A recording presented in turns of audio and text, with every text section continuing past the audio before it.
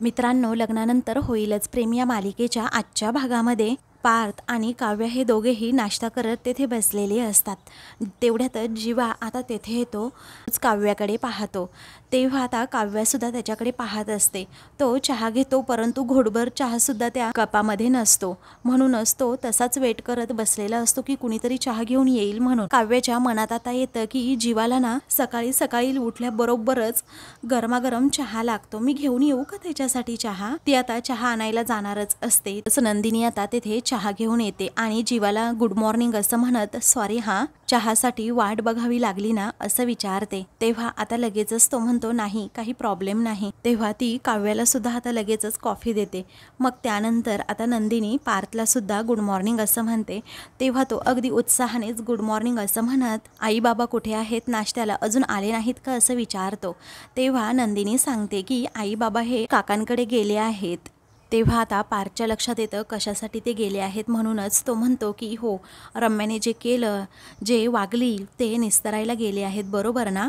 मग आता नंदिनी म्हणते हो। बसनं आई बाबांना जरा गप्पच होते, त्यांना चैनच पडत नव्हती, कुणाशी बोलले नाही आणि पोटभर जेवले सुद्धा नाहीत। तेव्हा जीवा आता लगेचच म्हणतो रम्या ज्या प्रकारे वागली आहे ना, डोकं फिरले माझं, कशी बोलली ती काल, कारण बाबांना तर प्रचंड मनस्ताप झाला आहे या सगळ्याचा। तेव्हा पार्थ सुद्धा म्हणतो आईचा तर चेहरा सुद्धा बघवत नव्हता, मला खरंच खूप वाईट वाटत होतं। तेव्हा आता लगेचच काव्या रागात विचार करते आणि म्हणते की रम्याचा चेहरा बघितला का तुम्ही कसा होता ते, असं म्हणून रागातच ती आता पार्थकडे पाहते। पार्थला आणि जीवाला सुद्धा अगदी शॉकच बसतो की काय म्हणायचे नक्की काव्याला, पण ते तसं बोलून दाखवत नाही। त्यानंतर नंदिनीच विचारते म्हणजे काय म्हणायचंय काय काव्य बाळा तुला। तेव्हा काव्या म्हणते मला जे काही म्हणायचंय ना ते सर्वांनाच समजते। पुढे काव्य आता सांगू लागते की गट्स आहेत त्या रम्यामध्ये आणि सगळ्यांमध्ये नसतात एवढे गट्स, असं म्हणून ती जीवाकडे रागात पाहते। जीवा आता काव्याकडे पाहतच राहतो। तेव्हा नंदिनी पार्थ एकमेकांकडे पाहतच राहतात की काय झालं अचानक या काव्याला। मग काव्या आता म्हणते कसं आहे ना, प्रेम हे सगळ्यांनाच होतं, कारण प्रेम करणं सोपं आहे, निभावणं एवढं सोपं नाहीये, असं म्हणून ती जीवाकडे खूप म्हणजे खूप रागात पाहते। तेव्हा जीवा सुद्धा तेवढ्याच रागात आता लगेचच काव्याकडे पाहतो, कारण त्याला आता असं वाटत असतं की ही काव्या ना लगेचच या दोघांना आपल्या प्रेमाबद्दल सांगते की काय, म्हणून त्याच्या मनात थोडी भीती असते। तेव्हा रागातच ती आता म्हणू लागते की आपल्या प्रेमाची ना सर्वांसमोर कबुली द्यायला ना हिम्मत लागते, हिम्मत। तेव्हा जीवा आता लगेचच मोठ्याने म्हणतो हिम्मत ना फक्त योग्य वेळीच दाखवावी लागते, मग आता लगेचच वेळ आपण ठरवायची असते असं काव्या म्हणते। तेव्हा सगळ्या गोष्टी सुटून गेल्यावर काय उपयोग असं जीवा उत्तर देतो। तेव्हा कधी कधी नाही जमत, पण दोघांनी मिळून केलं ना तर सगळं काही शक्य आहे असं काव्या म्हणते। जीवा उत्तर देत म्हणतो की प्रेमामध्ये शक्यता चालत नाही, पेशन्स असावे लागतात, कारण आभाळ कोसळलं तरीही आपल्या प्रेमाची वाट बघायला ना हिम्मत लागते, हिम्मत, असं आता रागातच तो म्हणत तिच्याकडे पाहतो। तेव्हा काव्याचा सुद्धा आता रागाचा पारा चढलेला असतो। नंदिनी पार्थ त्या दोघांचं बोलणं ऐकतात। मग आता जीवाला लगेचच नंदिनी म्हणते मला नाही वाटत, पण तसं कधी कधी आपल्या प्रेमाचा हात सोडून समोर आलेल्या आयुष्याचा हात धरायला सुद्धा हिम्मतच लागते। आता लगेचच काव्य म्हणते अजिबात नाही, कारण जी व्यक्ती आपल्या प्रेमाचा हात सोडते ना ती व्यक्ती आयुष्यभर मन मारून जगते, पुढंच जगते, असं म्हणून आता काव्य जीवाकडे खूप रागात पाहते। तेव्हा नंदिनी आणि पार्थ पुन्हा एकदा एकमेकांकडे पाहतात, कारण या प्रेमाबद्दल हे दोघेच बोलत असतात आणि पार्थला तर त्यांच्या बोलण्याचाच अर्थ समजत नसतो, त्यामुळे तो एकदमच जीवाकडे पाहतो। त्यानंतर काव्या म्हणते आपलं प्रेम ना छाती ठोकपणे असं सर्वांसमोर कबूल करता यायला पाहिजे, अगदी रम्यासारखं, असं म्हणून पुन्हा पुन्हा ती जीवाकडेच पाहते। तेव्हा पार्थ आता विचारतो काय बोलायचंय काय तुम्हाला, काय म्हणायचंय काय। मग रम्या जे वागली ते, तेव्हा आता लगेचच काव्या म्हणते ते अगदी बरोबरच वागली ती। तेव्हा जीवा काव्याकडे पाहतच राहतो। मग काव्या म्हणते की ती काही चुकीचं वागलेली नाहीये, कारण त्या मुलीमध्ये जे गट्स आहेत ना ते बाकी कुणामध्ये सुद्धा नाही आहेत। तर नंदिनी पार्थ एकमेकांकडे पाहतच राहतात। तेव्हा लगेचच काव्य म्हणते काही लोक घरच्यांना काय वाटेल त्या त्यागाच्या नावाखाली आयुष्यभर अशी मन मारून जगतात, पण रम्याचं खरंच खूप वेगळं आहे, मानलं पाहिजे तिला. तिने सर्वांसमोर प्रेम व्यक्त केलंच आणि तिचा एकटेपणा अगदी आयुष्यभरासाठी सुद्धा ॲक्सेप्ट केला आणि अगदी ताठमानेने ती सगळ्या जगात वावरतीये. तेव्हा जीवा, नंदिनी आणि पार्थ हे तिघेही काव्याकडे पाहू लागतात, कारण तिच्या मनात नक्की काय सुरू आहे ना कुणालाच काही कळत नसतं. तिची सर्व दुःख हसत हसत तिने अशी गिळून टाकली आहेत. मला ना खरंच तिचं खूप कौतुक वाटतं आणि याला म्हणतात हिम्मत. असं म्हणून काव्या जीवाकडे पाहते तर जीवा आपली नजर दुसरीकडे करतो. आयुष्यात बाकी काही आलं नाही तरी चालेल, परंतु रम्या तर होता आलं पाहिजेच असं म्हणून पुन्हा ती जीवाकडे पाहते. तर पार्थ नंदिनी एकमेकांकडे पाहतात. त्यांना काव्याच्या बोलण्याचा अर्थच कळत नसतो, उमजत नसतो. मग आता ती नंदिनी जीवा आणि पार्थकडे पाहते आणि विचारते, काय झालं काय तुम्हाला? गप्प का झालात आता सगळे? पटतंय ना माझं बोलणं तुम्हाला? असं म्हणून ती आता नाश्ता करता लगेचच तेथून जाते. पार्थसुद्धा जातो आणि नंदिनीसुद्धा. मग त्याचवेळी आता जीवा हा काव्याच्याच बोलण्याचा विचार करतो. त्याच्या मनात त्याचं दुःख आता लपलेलं असतं आणि तो खूपच इमोशनल होतो. डोळ्यात चटकन पाणी येतं. त्यानंतर काव्य आता रागातच आतमध्ये येते. रूममध्ये आल्यानंतर पार्थ तिच्या पाठोपाठ येतो आणि आपली फाईल चेक करत असतो. काव्या जेव्हा आता पर्स काढते ना कपाटातून, तेव्हा आता लगेचच पार्थ आश्चर्याने विचारतो, काव्या? मग आता तो काही विचारायच्या आतच काव्या सगळं काही दिवसभराचं रुटीनच सांगून ठेवते आणि म्हणते की ही माझी पर्स, हे माझी पुस्तकं आणि हा माझा मोबाईल. मी चालले आहे आता IASच्या क्लासला. तेव्हा पार्थ आता हसतो आणि म्हणतो, अरे वा, तुम्ही तर अभ्यास करायला सुरुवात केली, ते पाहून ना खरंच खूप छान वाटलं. आता मला छान या गोष्टीचं वाटतंय की तुम्ही सांगून जाताय. मी तुम्हाला सोडू का? असं तो हसतच विचारतो. काव्या रागातच त्याच्याकडे पाहते. तो पुन्हा हसतच म्हणतो, कायमचं नाही, फक्त क्लासला सोडतो की. त्यावेळी आता ती म्हणते, काही गरज नाही, मी माझी जाईल. तो म्हणतो, ऊन खूप आहे ना बाहेर. तेव्हा आता लगेचच ती म्हणते, उन्हाळा आहे म्हटल्यानंतर ऊन असणारच आणि मला आहे सवय. तेव्हा पार्थ आता म्हणतो की मग कार घेऊन जा. असं म्हणून तो तिच्याकडे आता चावी देत असतो. तेव्हा ती स्पष्टपणे आता नकार देते आणि विचारते, काय आज पण कॅबवाल्यांचा संप आहे की काय? तेव्हा तो म्हणतो, नाही तसं नाही काही, देशमुखांची सून अशी कॅबने वगैरे फिरताना चांगलं नाही वाटत ना, म्हणून म्हटलं. बघा आता मी गाडीत बसतो, तुम्हाला हवं असेल तर तुम्ही या. मग आता काव्य रागातच त्याच्याकडे पाहते आणि लगेचच त्याच्यापुढे पटकन निघून जाते. घराबाहेर पडते. तेव्हा आता लगेचच पार्थ तिच्याकडे पाहून हसत असतो. दुसरीकडे नंदिनी ही आता जायला निघते, कारण तिला आनंद निवासमध्ये जायचं असतं. सुमनचा तितक्यातच फोन येतो आणि मग नंदिनी म्हणते, हो हो सुमन, अगं मी येणार आहे आनंद निवासमध्ये. हो अगं, मी वेळेत पोहोचते. केव्हापासून मी रिक्षावाल्याला हात करते पण रिक्षाच थांबत नाही. येते अगं रिक्षा मिळाल्यानंतर, असं आता ती म्हणते आणि मग फोन ठेवते. त्यानंतर आता जीवा बाईकवरून तेथे येतो. नंदिनीला तेथे रोडवर पाहतो आणि लगेचच गाडी थांबवतो.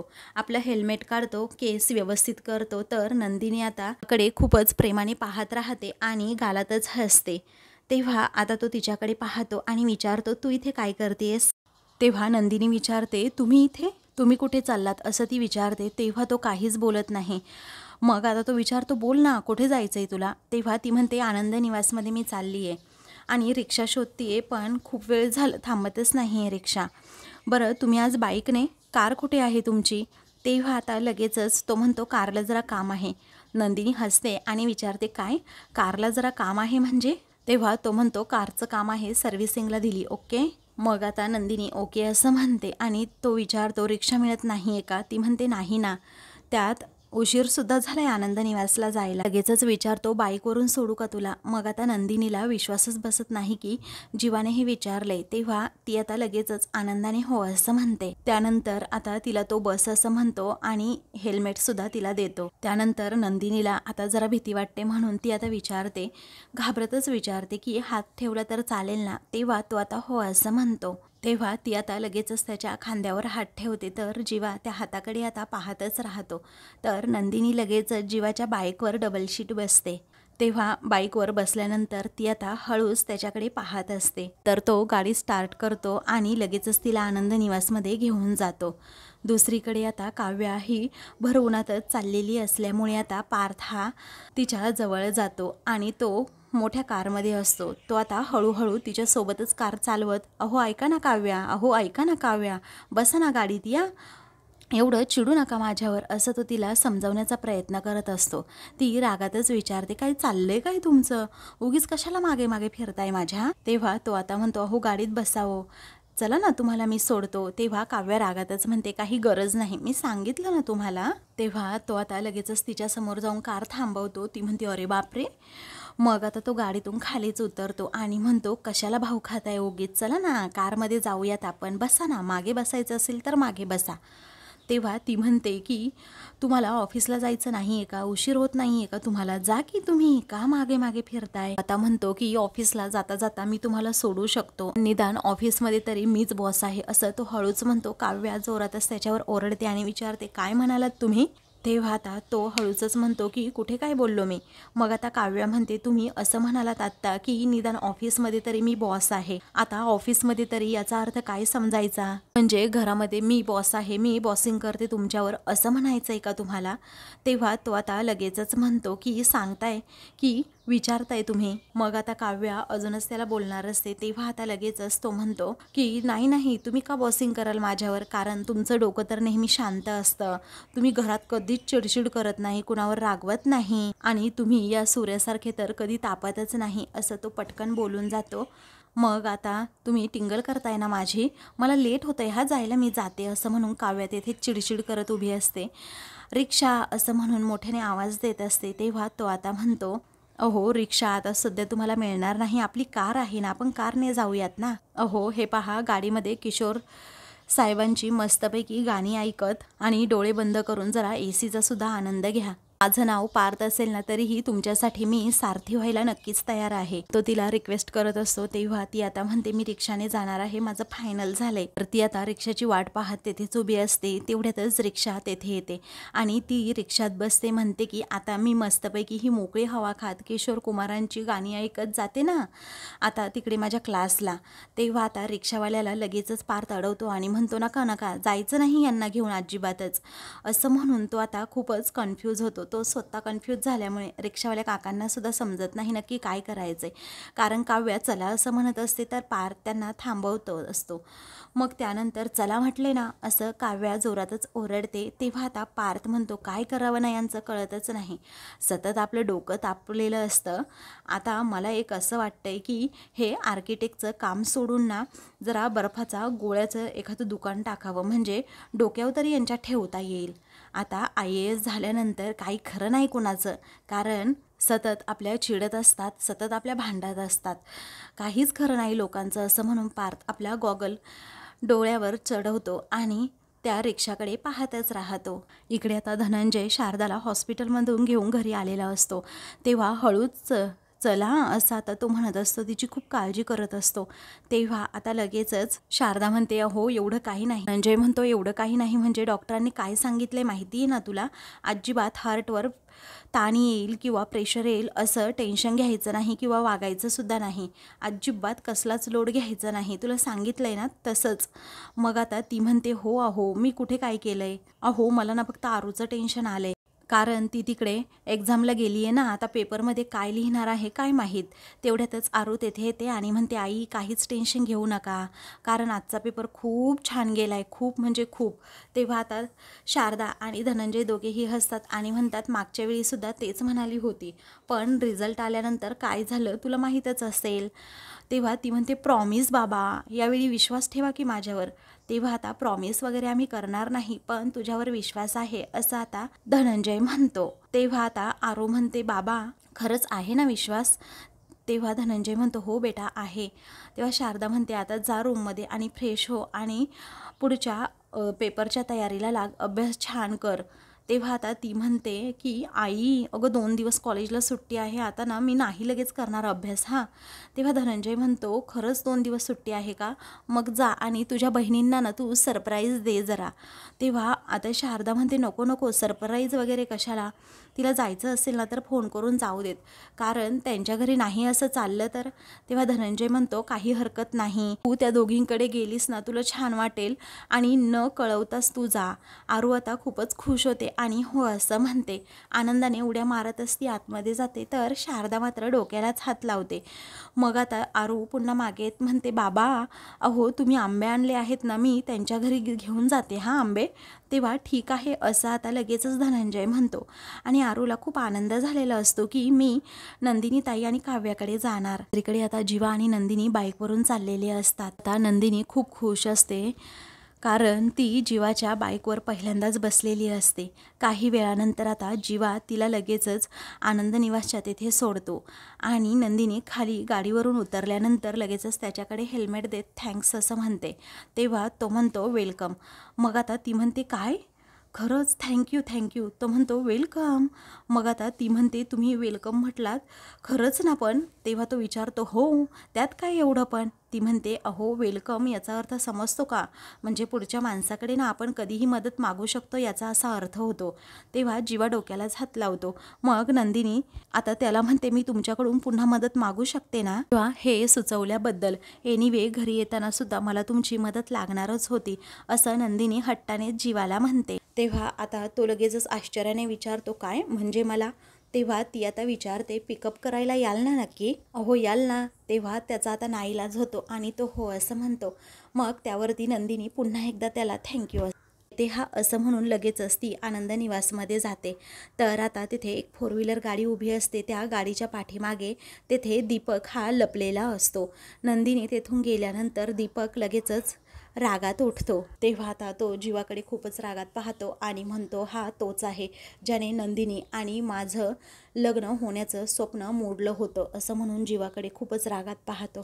तर जीवा आता लगेचच आपली बाईक वळवतो आणि तेथून जातो. हा इथे हिच्यासोबत नक्की करतोय काय. या दोघांचं लग्न झालंय की पार्थचा भाऊ म्हणून हा हिला सोडायला आलाय, पण त्याने काहीच फरक पडणार नाही, कारण जी माझी झाली नाही नंतर राहण्याचा काहीही हक्क नाही असं दीपक खूपच रागात म्हणतो आणि खिशातून भला मोठा चाकू काढतो व पुढे जाणाऱ्या नंदिनीकडे खूप रागात पाहतो आणि त्या चाकूकडे सुद्धा. दुसरीकडे आता धनंजय विचार करत असतो म्हणून शारदा विचारते काय झालं, आरूला असं अचानक तिकडे भेटायला का पाठवताय तुम्ही. तेव्हा तो म्हणतो सहजच. मग आता ती लगेचच म्हणते असं कसं सहजच, मी आज ओळखते का तुम्हाला, मला खरं सांगा ना नक्की काय चाललंय काय तुमच्या मनात. तेव्हा आता धनंजय म्हणतो माझ्या मनात काय चाललंय त्यापेक्षा ना काव्याच्या मनात काय चाललंय हे माझ्यासाठी सर्वात महत्त्वाचं आहे, कारण कुठेतरी पाणी मुरते आणि मला ते कळत नाहीये. म्हणजे बघ ना काल ती अचानक काय आली आणि फक्त पुस्तक घेऊन गेली, आता कुठेतरी काहीतरी चुकल्यासारखं वाटतंय मला. मग त्यावरती शारदा म्हणते तुम्ही एवढा ना विचार करू नका, तुम्हीच मला म्हणालात ना की त्या दोघीही सुखात आहेत, एकमेकींना सांभाळून घेत संसार करतील, त्यामुळे तू जास्त विचार करू नको. एवढा विचार का करताय आणि कशासाठी. तेव्हा धनंजय म्हणतो बापाचं काळीज आहे ना माझं, मुलींच्या डोळ्यात बघूनच समजतं त्यांच्या मनात नक्की काय चाललंय. आणि काल काव्याच्या बाबतीत मला तसंच वाटलं, म्हणजे काल येताना ती वेगळी होती आणि जाताना पूर्णपणे वेगळ्याच मूडमध्ये होती, तुला हे नाही जाणवलं का. त्याच वेळी आता शारदा गडबडते आणि म्हणते नाही ओ मला नाही जाणवलं. हे आता ती म्हणते अहो दोघी जणी रुळतील संसारात आणि सगळं काही ठीक होईल. धनंजय म्हणतो होऊ दे ना सगळं ठीक, आणि आरुषीला जाऊ दे ना त्या दोघींना भेटायला, त्या दोघींनाही छान वाटेल आणि आरूलाही बरं वाटेल. त्यामुळे शारदा तू काळजी करू नकोस, चल बरं रूममध्ये जाऊन आता आराम कर. तर दुसरीकडे आता काव्या ही किचनमध्ये असते आणि कॉफी बनवत असते. तेवढ्यातच समोरून आता नंदिनी आणि जीवा हे दोघेही दार उघडतात आणि घरात येत असतात. तेव्हा आता ते दोघेही व्यवस्थित केस सावरत असतात, कारण नंदिनी बाईकवरून घरी आलेली असते. तर आता काव्याला हे पाहून मोठा शॉकच बसतो. ती त्या दोघांकडे रागात पाहत असते आणि त्यानंतर लगेचच ती त्या दोघांसमोर जाऊन पुढे उभी राहते आणि नंदिनीला अडवत विचारते हे काय काय झाले काय तुला, हे एवढे विस्कटलेले केस. तेव्हा नंदिनी हसते आणि म्हणते अगं मे बी हेल्मेटमुळे झालं असेल किंवा ना जीवामुळे झालं असेल. तेव्हा काव्याला धक्का बसतो, ती जीवाकडे पाहतच राहते. जीवा थोडा गोंधळतो आणि विचारतो मी काय केलं आता. तेव्हा नंदिनी म्हणते तुला माहीत नाही जीवा ना किती स्पीडमध्ये गाडी चालवतात. अगं ते मुंबईमध्ये बाईक चालवत नाही, रेसिंग ट्रॅकवर बाईक चालवल्यासारखं ती बाईक चालवतात. तेव्हा काव्य आणि जीवा एकमेकांकडे पाहतच राहतात. त्यानंतर नंदिनी म्हणते, एवढ्या स्पीडमध्ये आणून सोडलं ना त्यांनी मला, की मला अक्षरशः त्यांना धरूनच बसावं लागलं. नंदिनीचं हे बोलणं ऐकून काव्याला धक्का बसतो आणि ती जीवाकडे रागात पाहते आणि नंदिनीकडे सुद्धा. त्यानंतर नंदिनी आता लगेचच म्हणते, तू बसून बघ एकदा, म्हणजे ना तुला समजेल हे कसे बाईक चालवतायत. काव्या जीवाकडे रागात पाहत म्हणते, हो माहीत आहे मला तो कशी बाईक चालवतो. असं म्हटल्याबरोबरच नंदिनीला आता धक्का बसतो आणि ती विचारते, तुला कसं माहीत. तेव्हा काव्य आणि जीवा एकमेकांकडे पाहतच राहतात. तर नंदिनी विचारते, अगं बोल ना, तुला कसं माहीत. तर आता मित्रांनो, पुढील भागामध्ये काव्य आणि जीवा दोघेही किचनमध्ये असतात. तेव्हा काव्या जीवाचा हात जोरातच पकडून ठेवते. तेव्हा जीवा म्हणतो की काव्य हात सोड, आता तुझा काहीही हक्क नाही आहे माझा हात धरण्याचा. मग आता काव्य इमोशनल होत विचारते, काय रे, आता हे सगळे हक्क, हे सगळे अधिकार नंदिनी ताईला दिलेत का तू. अरे मस्त चाललंय की तुमचं, तू फक्त मला साथ दे, मी आपल्याबद्दल ना सर्वांना सांगेल, सगळं काही नीट करेल. नाही तर ते असं म्हणून ती त्याची कॉलरच पकडते. तेव्हा तो सुद्धा इमोशनल होतो आणि नाहीतर काय असं काव्याला विचारतो. काव्या लगेचच त्याचा पुन्हा एकदा हात पकडत म्हणते, मला जे हवंय ना ते करेल मी. मग आता समोरूनच नंदिनी येत असते. तेव्हा जीवा खूप घाबरतो आणि म्हणतो, काव्य हात सोड. तरीही काव्य ऐकत नाही. तो सारखा सारखा तिला म्हणतो आणि खूपच घाबरतो. पण काव्याने आता अजिबातच हे ऐकलेलं नसतं. तर आता मित्रांनो, अशाच मालिकेंचे पुढील भाग पाहण्यासाठी चॅनलला सबस्क्राईब करा.